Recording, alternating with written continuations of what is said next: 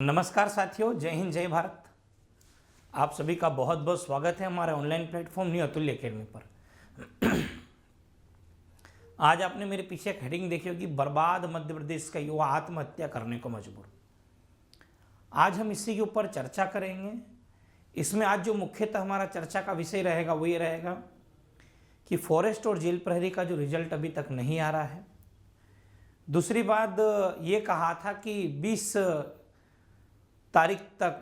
20 नवंबर तक जेल प्रहरी वन रक्षक का परिणाम भी घोषित कर दिया जाएगा। ये कहा था, पर इस पर भी अभी तक कोई काम नहीं हुआ है। और अगस्त में वर्ग 2 की चयन परीक्षा होना थी, उस पर भी हम बात करेंगे। और अभी जो ग्रुप 5 की जो एग्ज़ाम आई थी उसके नोटिफिकेशन को हटा दिया गया है कि हम पोस्ट इंक्रीज कर रहे हैं, और अभी तक फिर से लिंक चालू नहीं हुई है, तो हम उसके ऊपर भी बात करेंगे। एमपीएसआई की भर्ती लगभग 8 साल समाप्त होने को आए हैं, पर अभी तक कोई भर्ती नहीं हुई है। बच्चा ओवरेज हो चुका है, उसके ऊपर भी हम बातचीत करेंगे। और एमपी पुलिस का जो रिजल्ट आना है उस पर भी हम चर्चा करेंगे। बहुत सारे ऐसे मुद्दे हैं जिस पर हम बात करेंगे। एग्जाम आनंद फानंद में ले ली जाती है, पर दोस्तों समय पर परिणाम नहीं दिया जाता है। और वर्ग 1 के जो वेटिंग अभ्यर्थी है जो अपना संघर्ष जारी रखे हुए हैं, उनके ऊपर भी आज अपन चर्चा करेंगे। मैं बहुत समय बाद आपके बीच यहां पर लाइव आया हूं दोस्तों। मेरी बात आपको बारी बारी से सुनना पड़ेगी अगर हमें कुछ करना है तो। मैं जब बिहार के आंदोलन देखता हूं तो मुझे खुशी होती है, जब मैं यूपी का आंदोलन देखता हूं तो मुझे खुशी होती है। S K Jha sir, Rahman sir, Anjum sir और खान सर, ये बिहार की शिक्षा में एक बहुत बड़ा चेहरा है, बहुत बहुत बड़ा चेहरा है। तो ये होता है कि नॉर्मलाइजेशन को लेकर बिहार में वन डे वन एग्जाम और नॉर्मलाइजेशन का जो विरोध करते हैं उसको लेकर बिहार के सभी शिक्षक जो होते हैं वो मैदान में उतर जाते हैं। और मैदान में उतरते हैं तो परिणाम आपने देखा होगा, खान सर की तबीयत भी बीच में खराब हो गई थी, अस्पताल में एडमिट हुए थे वो, और उनके साथी शिक्षकों को भी क्या करा था, जेल में बंद कर दिया गया था। पर उनकी जो मांग थी वो मांग ये थी कि भाई हम नॉर्मलाइजेशन का विरोध करते, आप एक दिन में परीक्षा लो। इसके पहले भी परीक्षाएं होती आई थी और उसमें भी ये चीजें होती थी, पर अभी क्या है कि ऐसा हो नहीं रहा है। तो इस बात को लेकर वहां के युवाओं ने और वहां के शिक्षकों ने मिलकर एक जबरदस्त, बिहार के पटना में जबरदस्त आंदोलन किया, और संभवतः उन विद्यार्थियों को जीत भी मिलेगी। और आप ये देखो, जो बीपीएससी है, बिहार पीएससी, उन्होंने शिक्षकों को बुलाया और वहां पर नियम बताया, हम ये करने वाले, ये करने वाले। चलो ठीक है, हम लोग धंधा कर रहे हैं, तो मेरा मानना बिहार में भी धंधा कर रहे हैं। उनके शिक्षकों को बुलाया जाता है, उनसे बात की जाती है कि हम ये कर रहे हैं, क्या एग्री है, तो वो मना कर देते कि नहीं, इससे तो नुकसान होगा बच्चों का। तो फिर होता यह है कि ये कहानी वहीं खत्म हो जानी थी। बल्कि मध्य प्रदेश में इसका उलट काम होता है। किसी भी शिक्षा के जो विशेषज्ञ रहते जानकार, उनसे कोई सलाह नहीं ली जाती। अपना मन करा साला पेपर लिया, नहीं मन करा तो सलाह नहीं लिया। अपनी पसंदीदा कंपनी को टेंडर देने के चक्कर में मध्य प्रदेश के युवाओं की पूरी धज्जियां उड़ा दी गई है। एसएससी सीजीएल के अंदर इतना बड़ा स्कीम हुआ, कुछ टीचरों ने प्रोटेस्ट किया, उनकी भी 12 बजा रहे। मेरा यह कहना कि जो टीचर धरातल पर नहीं आ सकते हैं, यार अब तो जागो, यार अब तो जागो। अब क्या पढ़ा क्या रहे हो आप एमपी के बच्चों को, मेरी तो सोच समझ से परे ही है। महिला पर्यवेक्षक के पदों का बोला, कब आएगी देखो ना आप। पिछले 8-9 महीने से महिला पर्यवेक्षक का चल रहा, कोई ठिकाना नहीं उसका। एटलीस्ट कम से कम बच्चों का ऑनलाइन सपोर्ट कर दो, ऑफलाइन अगर संभव नहीं जाना तो। एमपी के सभी टीचरों को एक होना पड़ेगा। यूनियन बनाने से कोई काम नहीं होता, यूनियन में उतर के उसको रूप देने से काम होता है। तो मुझे लगता है कि मध्य प्रदेश के अंदर बिल्कुल और बिल्कुल बोले सुसुप्त अवस्था, बिल्कुल सब सोए हुए हैं। हर किसी को अलग अलग कैटेगरी में बांट दिया, ये एसटी का, एससी का, ओबीसी का, ईडब्ल्यूएस का, ये जनरल का है, इनको चलो ऐसे कर दो, यूनिटी मत होने दो, आंदोलन मत होने दो। अब पता चलेगा, पता क्यों चलेगा? वर्ग 2 की बात कर रहा हूं मैं आपको यहाँ निगेटिव नहीं कर रहा हूं, वर्ग 2 की मेरी बात सुनना, मैं आपसे क्या बात कर रहा हूं। डीपीआई हमारे स्टूडेंट गए और डीपीआई में गए तो उनको क्या बोला है, क्या नाम है, नाम भी बता देता हूं मैं। देखो वो वर्ग 1, वर्ग 2 और वर्ग 3 का पूरा मामला देखते हैं वहां पे। तो मैं आपको उनकी बात भी बता देता हूं। क्या नाम था उसका, सौरभ।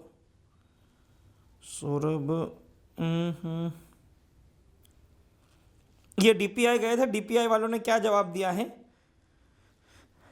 उनका जवाब भी मैं आपको पढ़ के सुना देता हूं।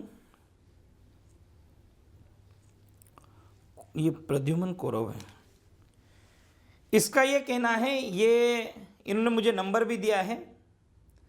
कामना आचार्य डीपीआई में है, ठीक है, कामना आचार्य जी।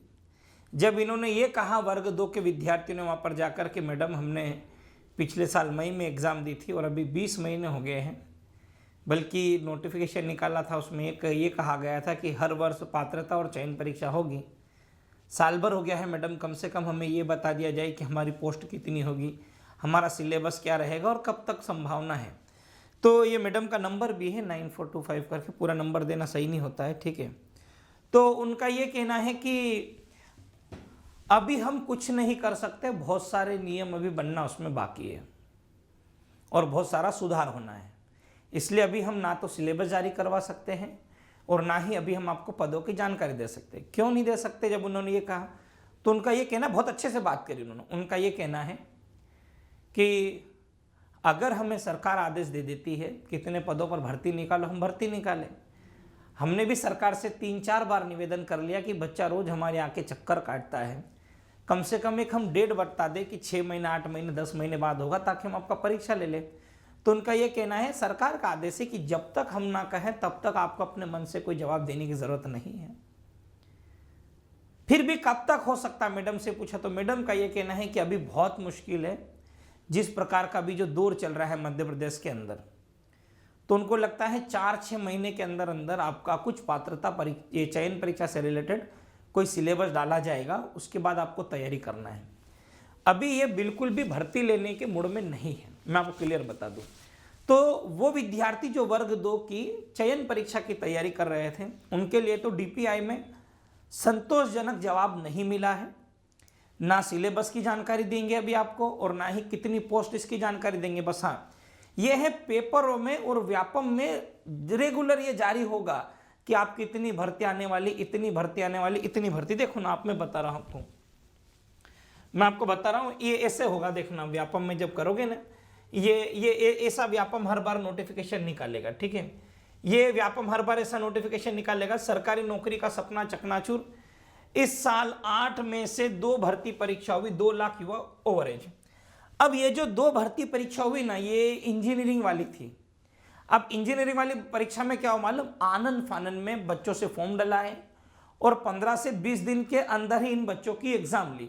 सर सितंबर में एग्जाम हुई थी इन बच्चों की, जहां तक मुझे याद है 15 सितंबर के आसपास इन बच्चों की एग्जाम हुई थी। अक्टूबर हो गया, नवंबर हो गया। जब आपको एग्जाम लेना होता है तो ये क्या करती है कंपनी, आपको 15, 20, 30 दिन का टाइम देती है, आपसे फॉर्म भी डलवा लेगी और उसी बीच आपसे एग्जाम भी ले लेगी। पर जब परीक्षा परिणाम की उम्मीद होती है तो सालों गुजार दिए जाते हैं। तो समझ में ये नहीं आता है कि जब आप फॉर्म भरवाते तो एटलीस्ट बच्चे को 3-4 महीने का समय दे देते आप। 15-16 सब्जेक्ट होता है जिसको रिवीजन करने में समय लगता है, तो वो काम ये बिल्कुल भी नहीं करते, वो काम ये बिल्कुल भी नहीं करते हैं। कुल मिला के इनको भर्ती नहीं देना है। अब बच्चों की क्या हालत हो रही है, आप देखो, आप मेरे पीछे की ये चीज देख रहे हो, ये आज की खबर है, ठीक है। ये भास्कर की खबर है, दैनिक भास्कर की खबर है। इसमें क्या लिखा है, ये लिखा है एसआई व महिला पर्यवेक्षक भर्ती की तैयारी करने वालों को 7 साल से इंतजार, कई रिजल्ट भी अटके, परीक्षा के इंतजार में गुजरी नौकरी की उम्र 5 साल से 10 लाख युवा ओवरेज, 5 साल में 10 लाख युवा ओवरेज। और अब कोई खेती कर रहा, कोई सब्जी बेच रहा है, ये कोई खेती कर रहा, कोई सब्जी बेच रहा, किसी ने एमपी ऑनलाइन डाला है और अपना गुजारा भत्ता कर रहा है। ये वो बच्चे थे जब अगर समय होता और अवसर अगर दिया जाता तो जरूर ही आज ये मध्य प्रदेश की किसी न किसी सरकारी भर्ती में अपनी सास की सेवा दे रहे होते। पढ़ा लिखा विद्यार्थी या सब्जी बेचने को मजबूर हो चुका है कि हम करें तो करें क्या। खैर, इससे भी एक रोजगार ही माना जाता है। अगर आप पकौड़ा बेच रहे हो, अगर आप सप्ताह में 1 घंटा भी काम कर रहे हो तो भी उसको भी रोजगार माना जाता है, अकॉर्डिंग टू न्यूज़पेपर। और अकॉर्डिंग टू इंडियन गवर्नमेंट का ये मानना है, ठीक है। तो ये चीज़ें मेरे बिल्कुल भी समझ में नहीं आई है कि आखिर ये चल क्या रहा है, मेरी सोच समझ से परे है। 7 साल बीत चुके हैं, 8 साल खत्म होने को आगे हैं, अभी तक कोई कार्रवाई नहीं हो। एक और बात बता रहा हूँ, देखो मैं एक और चीज़ देखना आप यहाँ पर, आप ये देख रहे होंगे ये वाला एक नोटिफिकेशन भी आया था और बच्चे बहुत खुश हो गए थे कि सर बोले ईएसबी अब बोले फॉर्म में आ गया है और अब ईएसबी कोई गलती नहीं करेगा। ईएसबी ग्रुप 5 संयुक्त भर्ती का नोटिफिकेशन जारी किया, फिर पद बढ़ाने के नाम पर लगा दी रोक। इन्होंने क्या करा कि हम चलो एक नोटिफिकेशन जारी कर दिया कि बच्चे जो बीच में आंदोलन जो चल रहे थे, हम लोग मूवमेंट कर रहे थे, तो उस मूवमेंट को रोकने के लिए इन्होंने क्या करा कि एक काम करते हैं सर कि हम लोग एक ग्रुप 5 का एग्जाम निकाल देते हैं। इन्होंने ग्रुप 5 का एग्जाम दिया, अब ग्रुप 5 का नोटिफिकेशन दिया और ये कहा गया हम पद बढ़ा रहे। पद बढ़ाने के नाम पे पिछले 15 दिन से ये पूरी लिंक ही हटा दी। और चाहती क्या है, व्यापम क्या चाहता है कि कोई दूसरी कंपनी एग्जाम ना ले, केवल और केवल इनकी चहेती चोटी और ये जो दलाल, ये जो भड़वे लोग हैं, ये क्या करते हैं, ये जो भड़वे जो भाव लोग हैं, ये भड़वे टाइप के, ये क्या करते हैं उस कंपनी को यहाँ बिठाना चाहते हैं यहाँ। और मालूम है, हमको पता वो कंपनी किस तरीके का पेपर बनाती, वो कंपनी कभी भी एक पेपर पूरा सही नहीं बना सकती, क्योंकि उस कंपनी की कहीं भी अदर स्टेट में कोई भी तारीफ वाला काम नहीं है कि उसको कोई टेंडर मिले। फिर भी क्या करा इन लोगों ने, उसको रखा नहीं, हम करवाएंगे तो एजुकेटिव से करवाएंगे, टीसीएस एपटेक जो कंपनियां थी उनको निरस्त कर दिया कि बोले नहीं हम तो इसी से काम करवाएंगे। अब ये सबसे बड़ा चिंता का विषय है कि आप एक लिंक देते हो, फिर उसको बंद कर दिया जाता, फिर होता। फिर अभी आपने ये देखा होगा मध्य प्रदेश में हमारे माननीय मुख्यमंत्री जी ने बोला था कि हम हर साल 50-50 हजार करके भर्ती करेंगे, 2.5 लाख भर्ती करेंगे। उस समय आप सभी लोगों को लगा होगा यार एमपी गवर्नमेंट ऑफ फॉर्म मांगा, अब तो धड़ाधड़ वैकेंसी निकालेगी। पर मैंने उसी समय एक वीडियो बनाया था जिसमें यह कहा था कि ये जो भर्तियां हैं ये किसी सरकारी विभाग में भर्ती करने की बात नहीं कही। क्यों? क्योंकि बजट जो कह रहा है और जो हमारा जो राजपत्र जो गजट कह रहा है उसका यह कहना है कि अभी मध्य प्रदेश के अंदर कोई भर्ती लेने की संभावना ही पैदा नहीं होती। क्यों? क्योंकि ऑलरेडी यहां पर बहुत सारे लोगों को रोजगार दिया है और पूरे इंडिया में सबसे कम बेरोजगार युवा अगर कहीं है तो वो एमपी में है, ये न्यूज आई थी। तो मुझे नहीं लगता कि यहां पर विद्यार्थियों के साथ कोई अच्छा होने वाला है। अब और देखते हम क्या हुआ। ये कुछ विद्यार्थी है जो वेटिंग पदों की भी बात, ये देखो भाई एक और बता रहा है, ये तो चकनाचूर कर दिया भाई, 8 साल में बहुत बड़ा काम करा इन्होंने। ये तो संविदा शिक्षक हैं भाई, संदिग्ध पाए गए थे जो अंधे लूले लंगड़े बेहरे का फर्जी प्रमाण पत्र बना रखा था वो। एक और चीज मेरे को बताना है आपको, कहां गया यार, ये था। और शिवराज सिंह जी को वो दे रहे थे, एक सेकंड वो भी बता ही देता हूं मैं आपको। ये देखो, इस फोटो को देख के आप थोड़ा सा अनुमान लगाना, ठीक है। ये देखो, खेल शिक्षक की भर्ती 2006 से आज तक नहीं हुई, मतलब 18 साल से कोई भर्ती नहीं हुई है। ये जो खेल शिक्षक वाले जो लोग हैं, इन्होंने मुख्यमंत्री जो हमारे पूर्व मुख्यमंत्री थे इनको इन्होंने ज्ञापन दिया। पर आप एक बात सोचो जरा ध्यान से, इस राज्य का मुख्यमंत्री कौन है? मोहन यादव जी। फिर भी स्टूडेंट्स शिवराज सिंह चौहान को ज्ञापन क्यों दे रहे? क्योंकि कहीं ना कहीं उन्हें उम्मीद थी कि ये बंदा भी कुछ करवा सकता है, ये बंदा ही कुछ करवा सकता है। क्यों? वर्तमान वाले ने 2 परीक्षाएं करवाई जिसका रिजल्ट ही नहीं दिया। जो हमारे वर्तमान मुख्यमंत्री, उन्होंने 2 भर्ती परीक्षा करवाई है पूरे साल भर में। साल भर भी 11 दिसंबर को हो जाएगा, इन्होंने शपथ समारोह को लेकर 3 दिसंबर को परिणाम आ गया था, 11 दिसंबर को भाई राजपोशी हो गई थी। तो मेरे को ये समझ में नहीं आ रहा कि आप उन्हें क्यों नहीं दे रहे हो भाई, वो तो एक बड़े नेता हैं, उनको देना चाहिए ना भाई। मुख्यमंत्री वो कुछ कर सकते, उनको नहीं, इनको दे रहे हैं। क्यों? क्योंकि इनको भी लगता है कि हमारा पुराना वाला जो नया वाला मुख्यमंत्री वो कुछ नहीं कर पाएगा, इसलिए ये क्या करते हैं कि हमारे माननीय पूर्व मुख्यमंत्री जी जो रहे उनसे मिलते हैं। ये आपको मैंने बात बताई। अब मैं एक और बात कर रहा हूं, आखिर परीक्षा परिणाम जो देरी से आ रहे हैं, क्यों देरी से आ रहे हैं भाई? अब कुछ बच्चे बोलेंगे कि तुम जैसे लोग आते हो और ओबीसी करके चले जाते हो। हम पहली बात तो ये कि बच्चा समझ ही नहीं पा रहा कि हम कोई का आरक्षण छीन ही नहीं रहे भाई, हम किसी का आरक्षण तो छीन ही नहीं रहे। जो प्राइमरी नोटिस था, जो जो एग्जाम होनी थी एमपी पुलिस की, उस समय जो नोटिफिकेशन आया था, हम तो उस समय की बात कर, अभी की तो हम बात ही नहीं कर रहे।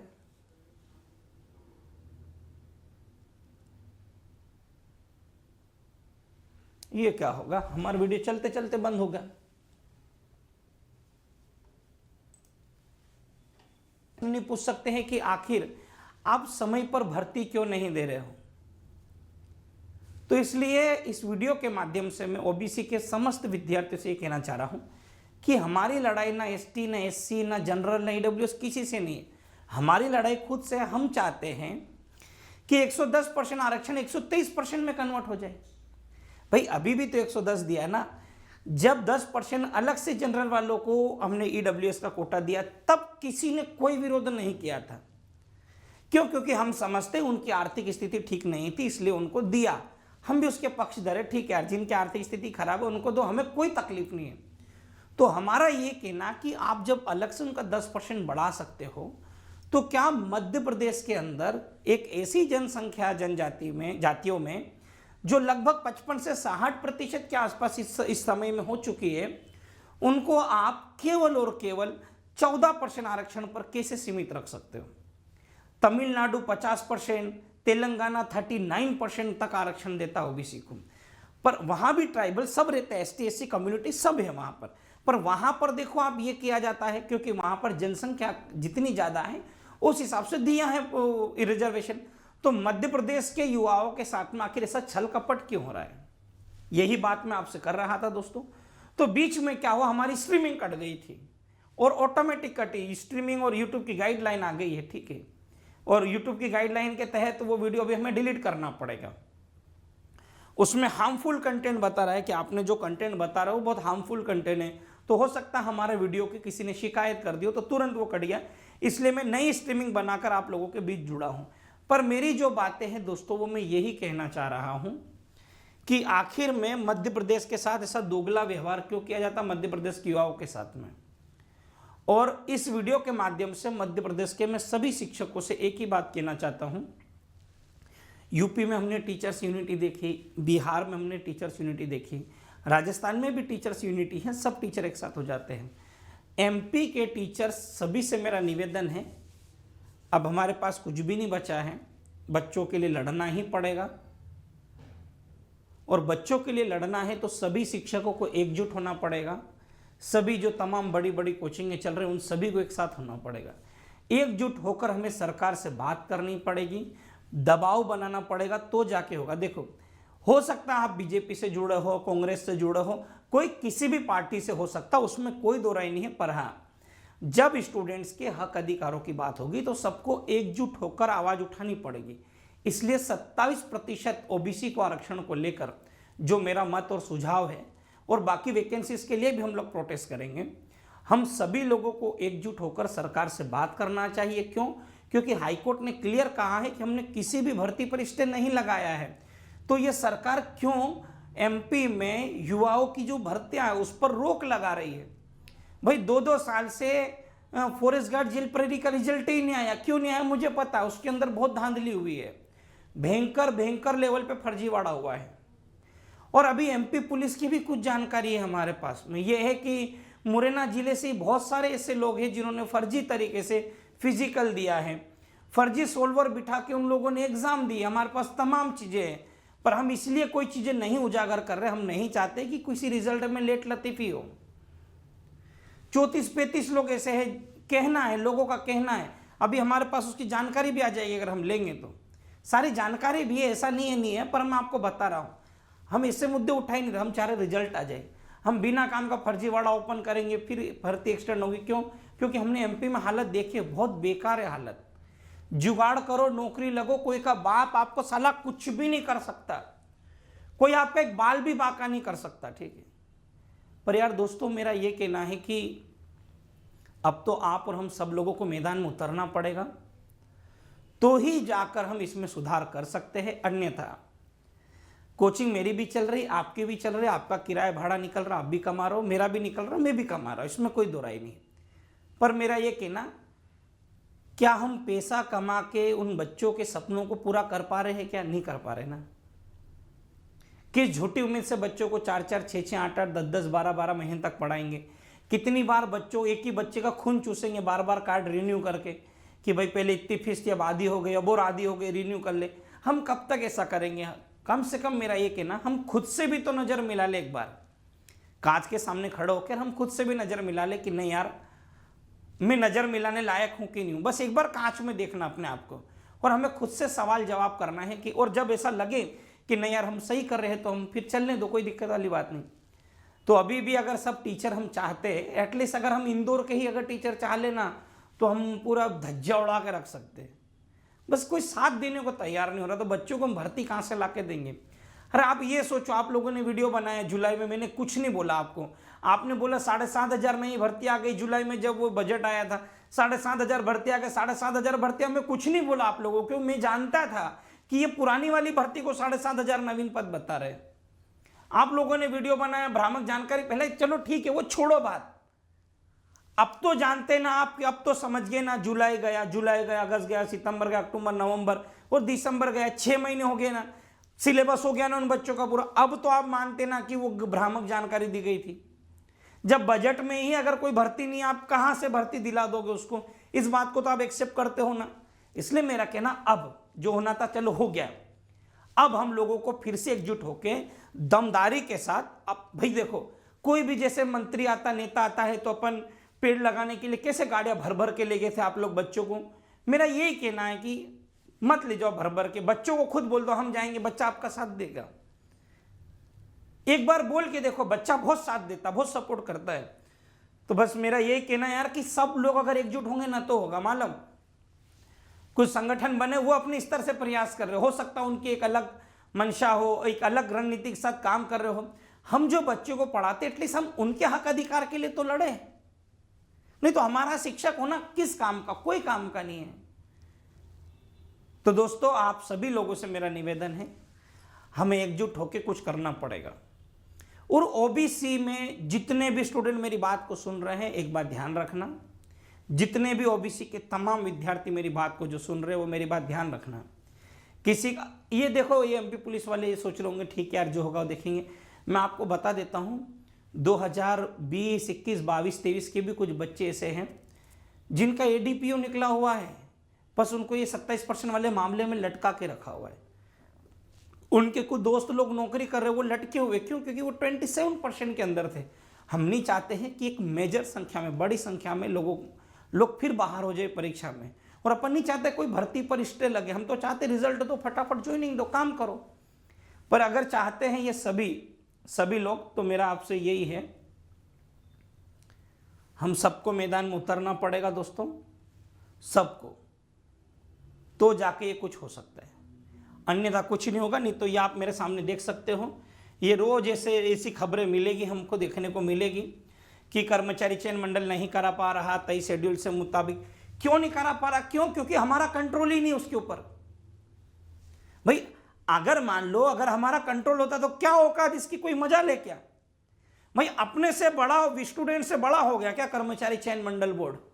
ईएसबी इतना बड़ा तो नहीं होगा कि बच्चों से बड़ा हो जाए, बच्चों के भविष्य से बड़ा हो जाए, नहीं होगा ना। तो उसका काम तो अपने को ही करना पड़ेगा ना मिल के।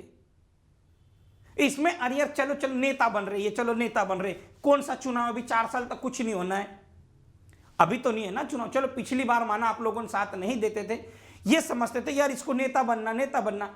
अरे भाई 4 साल तक तो अभी कोई चुनाव नहीं है, कोई चुनाव नहीं 4 साल तक। हाँ अगर 4, 6 महीने, 8 महीने, साल भर पहले टर्टर करे तो समझ में आई कि इसकी कोई राजनीतिक लालसा, अभी तो कोई लालसा नहीं है।